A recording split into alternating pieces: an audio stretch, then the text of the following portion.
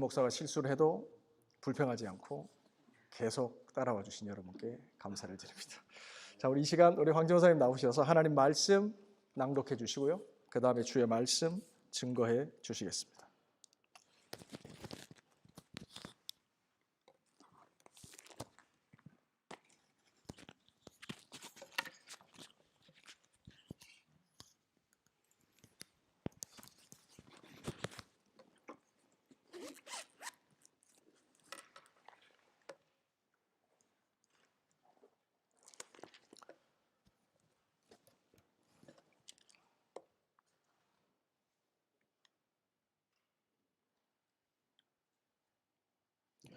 네, 오늘 말씀은 출애굽기 20장 1절부터 17절까지 말씀입니다. 하나님이 이 모든 말씀으로 일러 가라사대 나는 너를 애굽 땅 종되었던 집에서 인도하여 낸 너희 하나님 여호와로다. 너는 나 외에는 다른 신들을 내게 있게 말지니라. 너를 위하여 새긴 우상을 만들지 말고 또 위로 하늘에 있는 것이나 아래로 땅에 있는 것이나 땅 아래 물속에 있는 것에 아무 형상이든지 만들지 말며 그것들에게 절하지 말며 그것들을 섬기지 말라.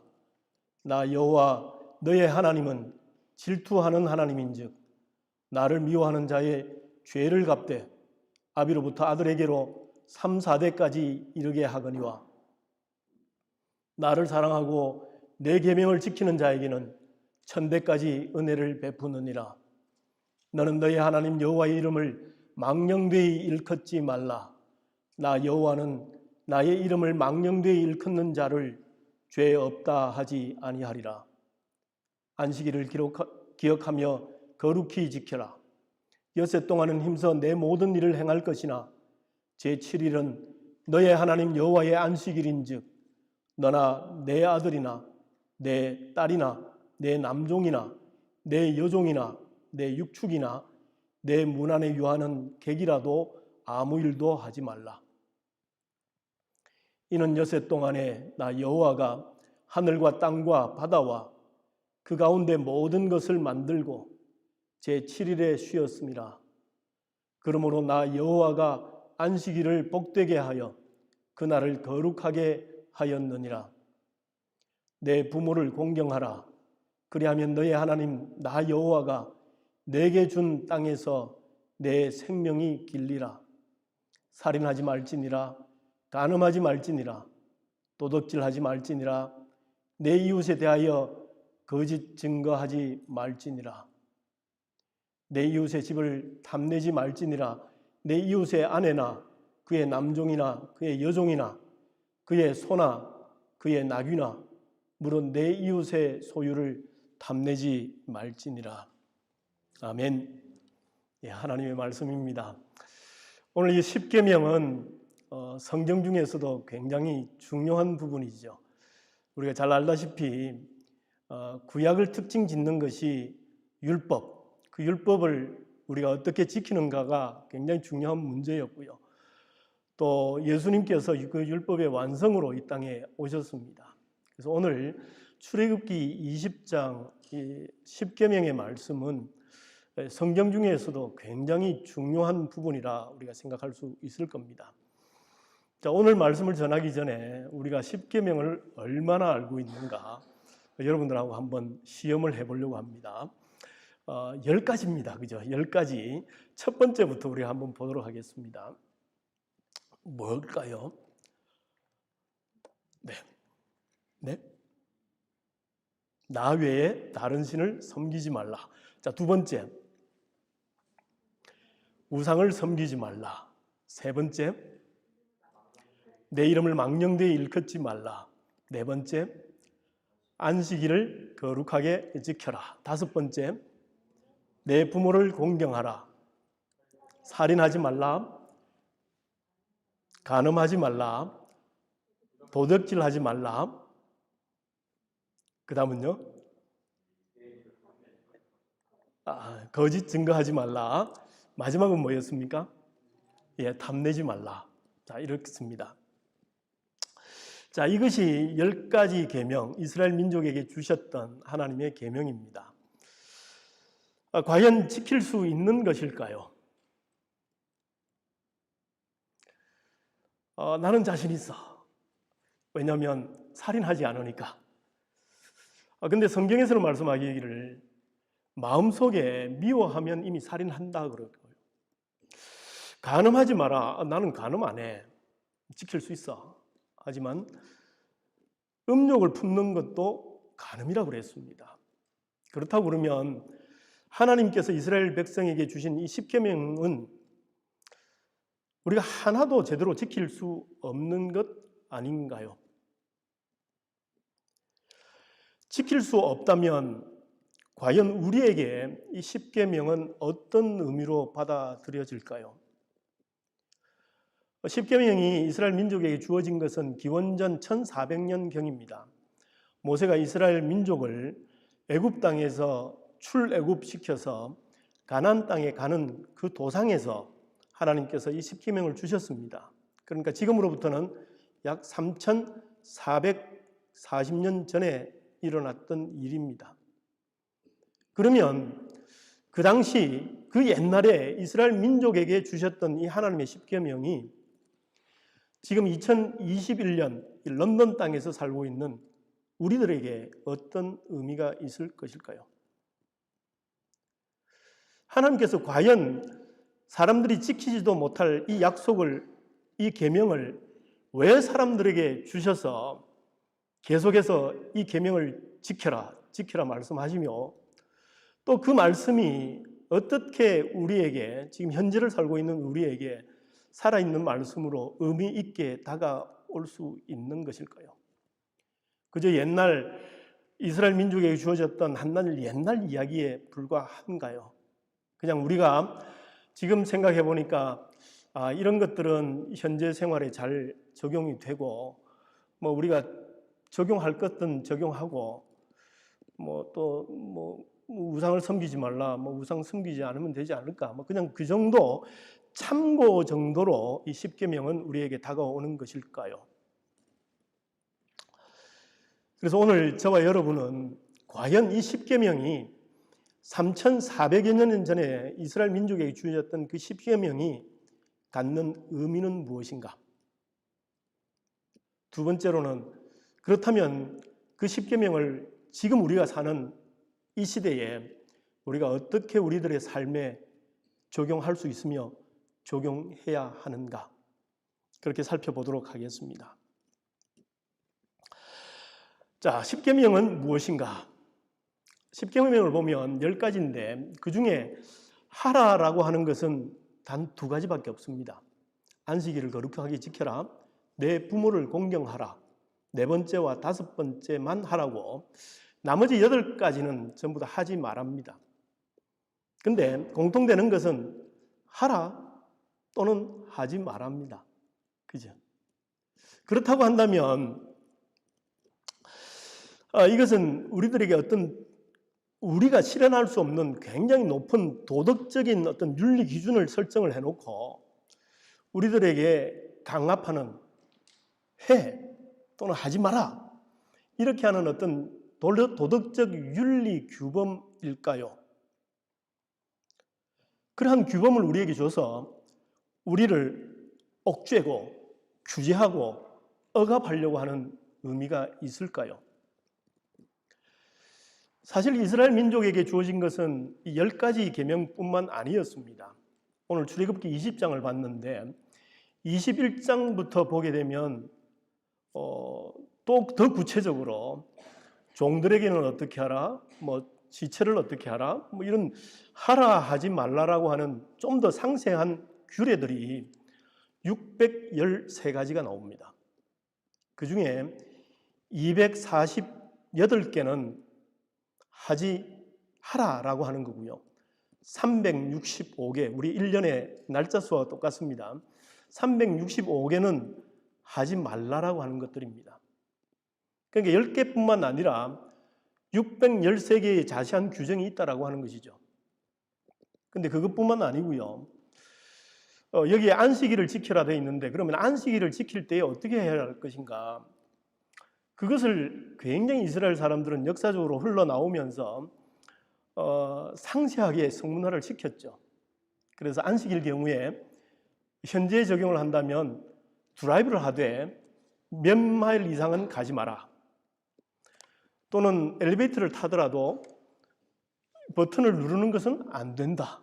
뭐 이런 식으로 굉장히 상세하게 규정을 정했습니다. 그죠?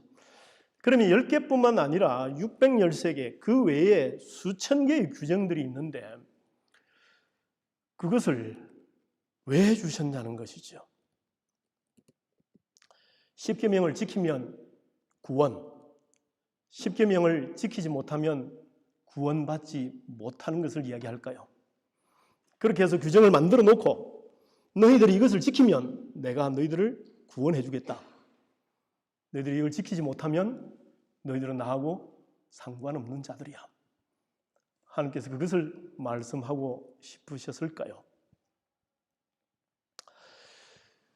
우리가 십계명을 좀 더 이해하려고 그러면 언제 하나님께서 십계명을 주셨는가를 이해를 해야 합니다. 자, 그림을 흐릿해서 잘 안 보이겠습니다만 출애굽이라고 하는 것은 애굽 땅에서 430년 동안 노예로 종살이하던 이스라엘 민족을 하나님께서 부르셔서 하나님께서 약속하셨던 가나안 땅으로 이끄시는 과정입니다. 자, 저기가 애굽이고요. 가나안까지는 이렇게 가면 됩니다. 그죠? 가장 짧은 길입니다. 근데 하나님께서 이 길을 선택하지 않으셨어요. 이 길을 따라서 이스라엘 백성들을 인도하지 않으셨습니다. 그 다음에 가능성이 있는 길은 이 길입니다. 이 길은 실크로드하고 연결되는 길입니다. 그래서 많은 사람들이 이 길을 통해서 왕래했던 그 길입니다. 굉장히 좋은 길이죠. 이 길로도 하나님께서 인도하지 않으셨습니다. 어디로 가느냐면 저기 아래 가나안하고는 전혀 다른 방향에 있는 곳으로 하나님께서 인도를 하셔서 이 시내산에 이르기까지 약 3개월 동안 하나님께서 당신의 모습을 이스라엘 민족들에게 소개하셨습니다. 목마르다 하면 물을 공급하시고요. 배고프다 하면 만나와 메추라기 공급하시고요. 아말렉이 침공하면 그걸 막아주시고요. 또 앞에 큰 바다가 놓여 있으면 그 바다를 갈라서 큰 기적 속에서 구원하시고 불기둥과 기름기둥으로 그 백성을 인도하셨습니다. 굉장히 다양한 모습으로 하나님의 모습을 이스라엘 백성들에게 보여주셨습니다. 그리고는 도착한 것이 저 아래에 있는 시내산에 도착했습니다. 시내산에 도착해서 오늘 본문인 20장 전에 있는 19장에 보면 하나님께서 놀라운 말씀을 하십니다. 출애굽기 19장에서 무슨 말씀을 하시는가? 너희들은 내 백성이다. 너희들은 내가 열방 중에서 제사장 나라로 삼겠다. 무엇을 말씀하시는 거죠? 너희들은 나와 관련 없는 그 많은 나라와 열방들 중에 한 나라가 아니라 너희들은 내가 선택한 나라, 내가 백성으로 삼은 나라, 그렇게 해서 너희들을 통해서 이 열방을 구원하려고 하는 제사장 나라다. 이 놀라운 선포를 하신 거예요. 그러고 난 다음에 오늘 20장을 통해서 십계명을 주신 겁니다. 20장 1절 2절입니다. 실제로 1계명을 주시기 전에 1절 2절에서 이렇게 말씀하십니다. 하나님이 이 모든 말씀으로 일러 가라사대 나는 너를 애굽 땅 종되었던 집에서 인도하여 낸 너의 하나님 여호와로라. 이것을 하라 하지 말라 말씀하시기 전에 하나님께서 무엇을 하시느냐? 나는 너희를 애굽 땅에서 구원해낸 여호와다 말씀하시는 거예요. 자, 아까 서두에서 제가 드렸던 질문을 다시 드리겠습니다. 십계명을 지키면 구원, 십계명을 지키지 못하면 구원이 아닌가요?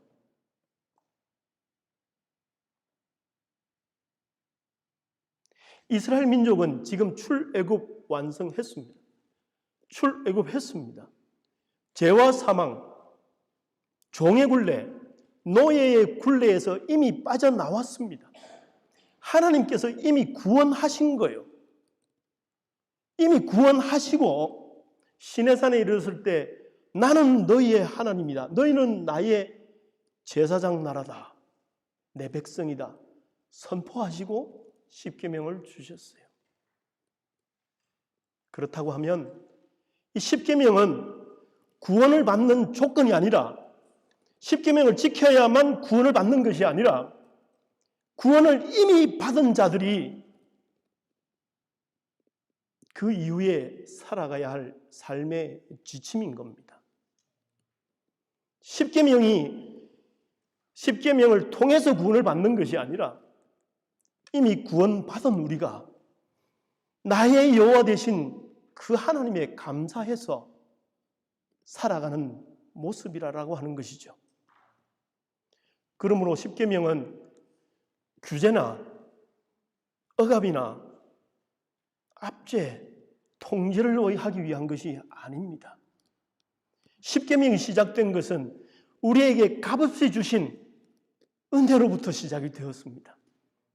이미 구원해 주신 그 은혜로부터, 신약의 용어로 말하면 복음으로부터 시작된 겁니다.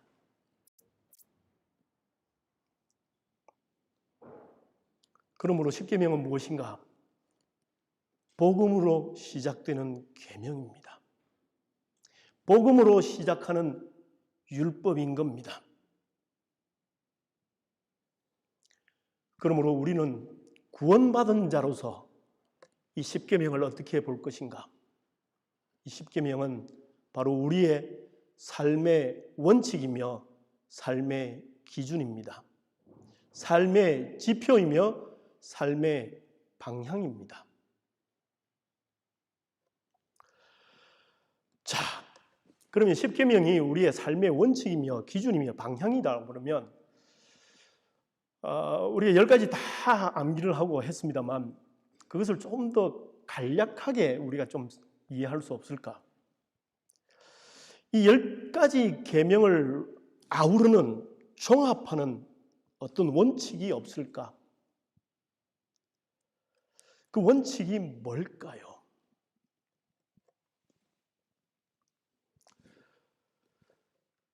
예수님께 제자들이 서기관들이 나와서 물었습니다. 가장 중요한 계명이 무엇입니까? 라고 했을 때에 예수님께서 하셨던 대답이 있죠.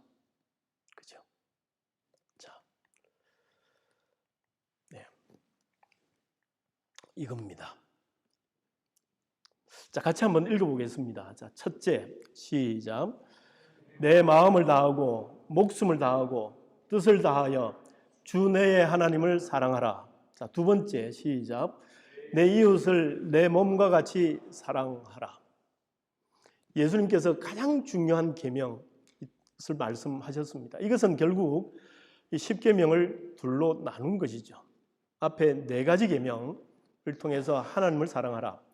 뒤에 6가지 계명을 통해서 내 이웃을 사랑하라라고 하는 것으로 요약을 해 주셨죠. 자, 그러면 우리가 더 짧게 요약을 한다면 하나님을 사랑하라, 내 이웃을 사랑하라. 그것을 더 짧게 요약한다면 어떻게 될까요? 사랑하라. 더 짧게 한다면 사랑입니다. 그렇죠? 사랑. 자, 사랑이 십계명 전체를 아우를 수 있는 말입니다. 엑기스입니다.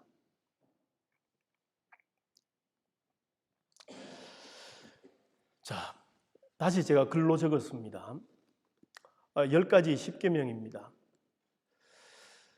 자, 여러분들 이걸 다시 한번 보시면 여기에 사랑이 다 포함되어 있는 것을 아실 수 있습니다.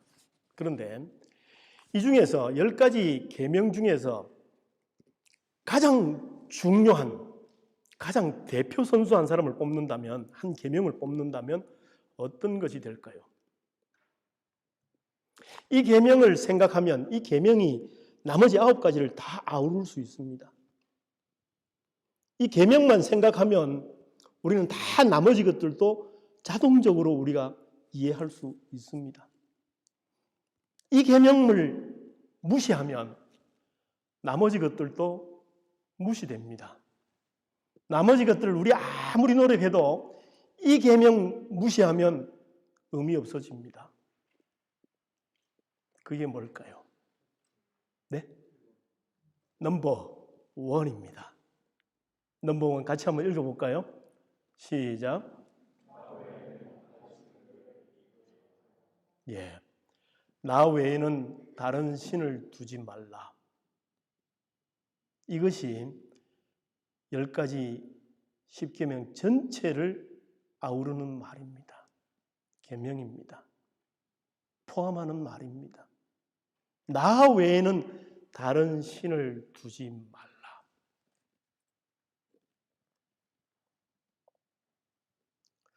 사람들이 이야기를 합니다.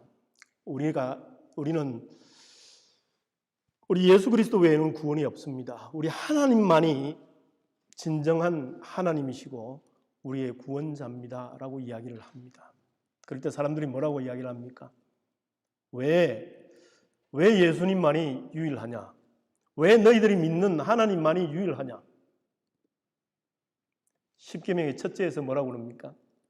나 외에 다른 신을 두지 말라 그러십니다. 나 외에 진정한 신은 없다라고 말씀하십니다. 나 외에 구원의 방법은 없다라고 말씀하시는 거예요. 근데 세상 사람들은 산 위에 올라가는 것이 뭐 길이 하나밖에 없냐? 이리 가도 되고 저리 가도 되고 다 구원을 받는 것이지 왜 너희들은 너무 편파적이다? 그렇게 이야기하지 않습니까? 왜 하나님이 한 분뿐이냐?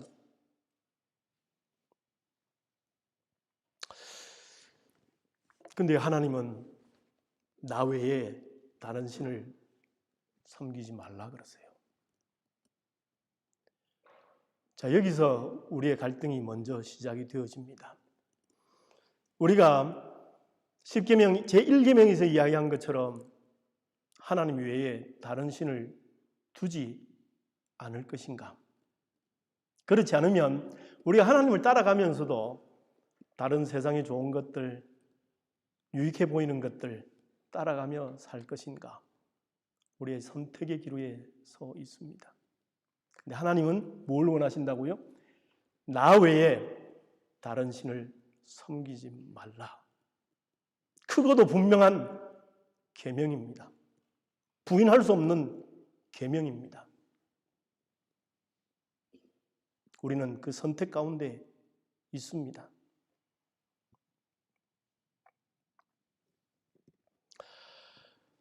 여기 뭐 대부분 다 결혼을 하셨네요, 그죠? 결혼 안 한 사람 한 사람 있기는 한데요. 아내가 자기 때문에 상당히 힘들어하는 걸 봐요, 남편이. 그래서 아내가 불쌍하잖아요. 여보, 당신 수고하는 걸 알겠고 참 나를 인해서 고생하는 걸 알겠는데 이제 다른 남자도 좀 만나고 그래. 가서 좀 좋은 것 좀 대접받고 좀 잘 지내고 그래. 당신 사랑하니까 그냥 허용하는 거야. 그게 정말 사랑일까요? 어떻습니까? 그건 사랑 아닙니다. 그죠? 아내를 위하는 것 같지만 사랑이 아닙니다. 오늘 본문 중에 보면 하나님께서는 질투하는 하나님이랍니다. 나 외에 다른 신을 섬기지 마라. 나만 섬겨라. 나만 바라봐라. 말씀하시는 거예요. 그것은 하나님께서 내가 너를 사랑하는 것에 나는 자신 있다. 다른 데 눈 쓰지 마라. 내 사랑이는 촉하다 말씀하시는 거예요. 나는 자신 있다. 나만 따라라. 그러면 나는 너의 모든 삶 책임지겠다라고 하시는 거예요. 좋아 보이는 것들 충족 안 된다. 나만 유일하다 말씀하시고 나는 질투하는 하나님이다 말씀하시죠. 성경 전체에서 말씀하시는 것처럼 하나님은 우리의 신랑 되시고 우리는 신부 됩니다. 결혼관계처럼 언약관계로 하나님은 우리를 당신의 백성으로 부르신 겁니다. 어느 누구도 부인할 수 없고 어느 누구도 건드릴 수 없는 변치 않는 그 사랑으로 우리를 붙들고 계시는 겁니다. 다른 신을 섬기지 말라라고 하는 것은 내가 너를 붙들겠다. 내 사랑은 변치 않는다. 내가 모든 것을 주겠다. 그리고 책임지겠다. 너도 나에게 모든 것을 줘라. 말씀하시는 거예요. 모든 것을 요구하고 모든 것을 책임지겠다는 하나님의 선언입니다. 그런데 우리는 어떡합니까? 아무래도 하나님 혼자만으로는 안 될 것 같아요. 하나님만으로는 안 될 것 같아요. 그래서 여기저기 기웃거립니다. 이스라엘 민족이 가나안 땅에 들어갔을 때에 가나안 땅에는 굉장히 하나님을 모르는 사람들이 많이 살았고 그들은 많은 우상들을 섬겼습니다. 가장 대표적인 신들이 바로 바알과 아세라 아닙니까? 그들은 어떤 신인가? 물과 풍요를 주는 신입니다. 하나님만 바라보고 가나안 땅에 살기에는 불안한 거예요. 거기 들어가 보니까 풍요, 공급, 물을 공급하는 신이 있는 거예요. 그 신을 섬겨야만 먹고 살 수 있는 것 같은 거예요. 그래서 이스라엘 백성들이 어떻게 합니까? 하나님을 부인하지도 않으면서 그들도 같이 섬기죠. 그래서 엘리야 때에 그 바알과 아세라 섬기는 제사장들하고 1대 850으로 경쟁하지 않습니까? 그때 백성들이 구경하라고 나와 있으니까 엘리야가 백성들에게 외칩니다. 너희들이 언제까지 머뭇하려느냐? 내 하나님이 여호와면 여호와를 따라라. 그러나 바알과 아세라가 너희의 하나님이면 그를 따라라. 어디로 갈래? 이쪽이냐 저쪽이냐 선택하라 했을 때 백성들은 어떡합니까? 아무 말도 하지 않더라. 여기도 아니고 저기도 아닌 양다리 걸치고 살고 있는 겁니다. 이것이 바로 우상입니다. 우상을 섬기지 마라. 만들지 마라. 이것이 바로 우상입니다. 우상이라고 하는 것은 나무나 돌로 어떤 형상을 만들어 놓고 거기에 절하고 섬기는 것만이 우상이 아니라 하나님이 아닌 하나님보다 다른 것을 더 사랑하고 더 의지하고 더 섬기는 것인 모두가 우상입니다. 그것은 물질이 될 수 있습니다. 물질뿐만 아니죠. 자녀들도 우상이 될 수 있습니다. 하나님보다도 자녀를 더 우선히 하면 우상입니다. 나의 배우자도 우상이 될 수 있습니다. 뿐만 아니지요. 내 자신도 우상이 될 수 있습니다. 나의 자아. 로버트 슐러 목사라고 미국에서 굉장히 인기가 많았던 목사님이 있죠. 이분은 심지어 이런 말까지 했습니다. 자기를 믿는 것이 복음의 첫째다. 그래서 낮은 자존감을 가지는 것이 바로 죄고 자기의 행복을 위해서 믿어야 한다는 것이죠. 자기 자신이 나는 할 수 있어. 나는 가능성이 있는 사람이야. 이렇게 믿는 것이 복음의 시작이라고 한 거예요. 하나님이 아니라 자기 자신의 만족, 자신의 행복, 자신의 성취, 이것이 바로 더 중요하다라고 이야기를 한 것이죠. 그뿐만 아니고요. 우리의 믿음도 우상이 될 수 있어요. 이런 말이 있더군요. 믿음을 믿는 믿음. 무슨 말일까요? 믿음을 믿는 믿음. 자신이 경험한 체험이 최고인 거예요. 나는 이걸 봤어. 나에게 하나님께서 이걸 말씀하셨어. 집사님, 하나님이 당신에게 이렇게 말씀하십니다. 집사님, 하나님이 나의 병을 고쳐주셨어요. 하나님은 이렇게 역사하세요. 투철한 믿음이 하나님의 말씀보다도 새롭게 다가오시는 하나님의 음성보다도 더 중요한 거야. 자신이 체험한 믿음, 자신의 믿음, 그 믿음이 우리의 우상이 될 수도 있다는 거예요. 돌로 만들고 형상을 만든 것이 만이 우상이 아니라 우리가 하나님보다도 우선시하고 하나님보다도 더 소중히 하며 더 믿는 그것은 모두가 우상입니다. 그것은 첫째 계명, 나 외에 다른 신을 두지 말라. 그것을 허물 때에 생기는 것들입니다. 그러므로 우리는 하나님이 나에게 어떻게 해줄 것을 믿는 것이 아니라 하나님이 나에게 나의 소원을 들어주실 그것을 믿는 것이 아니라 하나님이 어떤 분이신가를 믿는 겁니다. 하나님은 어떤 분이십니까? 그는 우리를 애굽 땅에서 구원하신 분입니다. 하나님은 어떤 분이십니까? 그는 우리로 하여금 죄의 사망의 굴레로부터 해방시키신 분이십니다. 하나님은 어떤 분이십니까? 하나님은 질투하시는 분입니다. 당신 외에 다른 신을 섬기는 것을 질투하시는 분이십니다.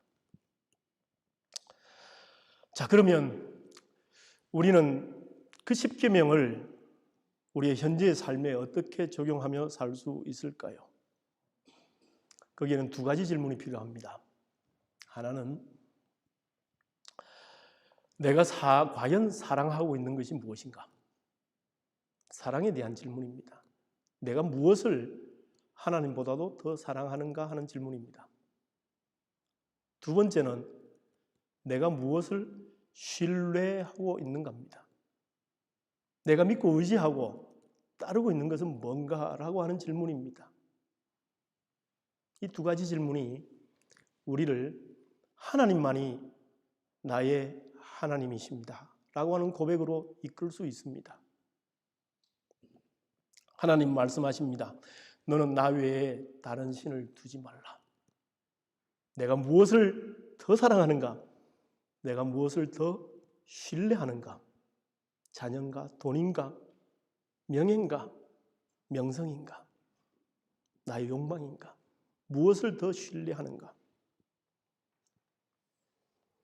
하나님만이 나의 영원한 여호와 하나님이심을 고백하는 것이 과연 나의 삶의 원리라고 나는 고백할 수 있는가? 이 질문을 우리는 계속해야 합니다. 하나님은 우리에게 모든 것을 주셨습니다. 그의 독생자 아들까지 주셨습니다. 그리고 하나님은 우리의 모든 것을 지배하기 원하십니다. 하나님이 우리의 주권자이십니다. 두 가지 질문을 우리가 해야 합니다. 그런데요, 문제는 우리가 이 두 가지 질문을 하면 할수록 나는 하나님보다 다른 신을 섬기고 있다는 것을 깨닫게 됩니다. 그게 문제예요. 하면 할수록 나는 하나님부터 멀구나 하는 것을 느낍니다. 하나님 앞에 계속 질문하고 하나님 앞에 나가서 하나님을 더욱더 사랑하고 하나님을 더욱더 신뢰하려고 노력하면 노력할수록 아무리 노력해도 우리는 넘어져요. 이게 하나님의 일인 줄 알고 열심히 달렸습니다. 조직하고 사람을 모으고 돈을 모으고 열심히 하고 이게 하나님의 뜻이 분명해 하면서 열심히 하다가 자존심이 상하면 무너져 버려요. 나의 자존심이 상하면 치워버려요. 봉사 열심히 하고 불쌍한 사람들 돕고 하다가 사람들이 나를 인정을 안 해주면 치워버려요. 내가 누구를 더 사랑하는가? 예, 하나님 더 사랑해요. 누구를 더 신뢰하는가? 예, 하나님만 신뢰하고 나가요. 그렇게 나가더라도 뒤져보면, 열어보면 거기에는 나의 자아가 있고요, 나의 자랑이 있고요, 나의 욕심이 있고요, 나의 아집이 있어요. 어떡해요? 아무리 해도 되지 않는 걸 어떻게 해요? 근데 하나님은 나 외에 다른 신을 섬기지 말라 그러시는데, 그것이 가장 중요하다고 그러시는데, 그래서 그대로 살려고 노력하는데 나의 모습은 그와는 반대예요. 나를 발견하면 발견할수록 나는 하나님 앞에 아닌 거예요. 사도 바울도 동일한 고백을 했죠. 사도 바울이 고백하기를 이렇게 합니다. 로마서에 보면 7장 22절 24절을 보면 이렇게 합니다. 내 속 사람으로는 하나님의 법을 즐거워하되 내 지체 속에서 다른 한 법이 내 마음의 법과 싸워 내 지체 속에 있는 죄의 법 아래로 나를 사로잡아 오는 것을 보는도다. 오호라, 나는 곤고한 사람이로다. 이 사망의 몸에서 누가 나를 건져내리요? 그 위대한 사도 바울도 이렇게 고백했습니다.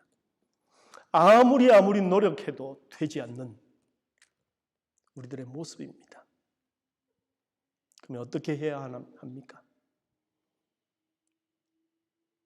우리가 그렇기 때문에 예수 그리스도께서 이 땅에 오셨습니다. 우리가 아무리 해도 되지 않는 우리의 노력으로도 할 수 없는 그것을 위해서, 그러한 우리들을 위해서 예수 그리스도께서 이 땅에 오셨습니다. 그래서 우리가 마땅히 받아야 할 심판의 정죄까지도 예수님께서 십자가에서 달리셔서 우리의 모든 것을 감당해 주셨습니다. 우리는 우리의 노력으로 아무리 해도 하나님께 가까이 갈 수 없는, 하나님의 말씀에 순종하지 못하는 우리들이지만 예수께서 그 흘리신 보혈로 말미암아 우리를 의롭다고 하셨습니다. 우리가 아무리 노력해도 되지 않는 것을 하나님께서는 예수 그리스도를 통해서 우리를 의롭다 하시고 우리를 생명 가운데로 인도하셨습니다. 그러므로 하박국 선지자가 이야기한 것처럼 우리의 비록 무화과 나무가 무성치 못하며 포도나무에 열매가 없으며 감람나무에 소출이 없으며 밭에 식물이 없으며 우리의 양이 없으며 외양간에 소가 없을지라도 나는 여호와를 인하여 즐거워하며 나의 구원의 하나님을 인하여 기뻐하리로다. 우리가 우리의 상황에 대해서, 우리 자신에 대해서 아무리 절망할지라도 우리는 우리를 구원해 주신 예수 그리스도를 생각하면 우리는 기뻐할 수 있고 우리는 즐거워할 수 있는 겁니다. 그러면 결론을 맺겠습니다. 십계명은 어떤 것입니까? 십계명은 우리를 규제하고 올가매기 위한 것이 아닙니다. 십계명의 시작은 하나님께서 우리를 구원해 주신 그 복음으로 시작된 율법입니다. 하나님의 무조건적인 사랑으로 시작된 것이 십계명입니다. 십계명은 구원의 조건이 아니라 구원받은 우리가 하나님 앞에 살아가야 할 삶의 지침인 것입니다. 삶의 지표이고 기준인 겁니다. 하나님은 다른 신을 섬기는 것을 원치 않으십니다. 하나님은 질투하는 하나님이십니다.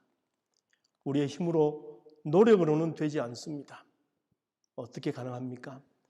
예수 그리스도를 통해서만 가능합니다. 우리는 계속해서 예수 그리스도를 믿고 그와 동행할 때에 예수 그리스도께서 주시는 그 힘이 내 속에 살아서 역사하시는 그 성령의 역사가 우리를, 비록 우리는 오늘 또 쓰러지고 오늘 또 실망하고 오늘 또 좌절할지라도 한 걸음 한 걸음 그 성령께서 우리를 하나님이 기뻐하시는 그 분량까지 인도해 나가십니다. 예수 그리스도만이 우리의 소망이며 우리의 꿈이며 우리의 희망입니다.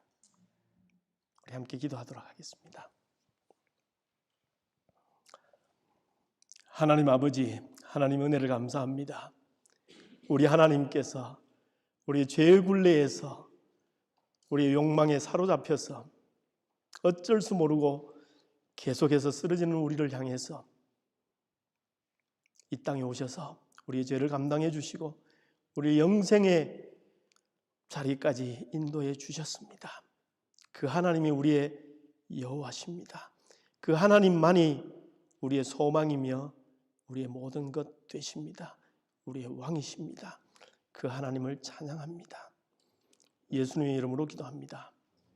아멘.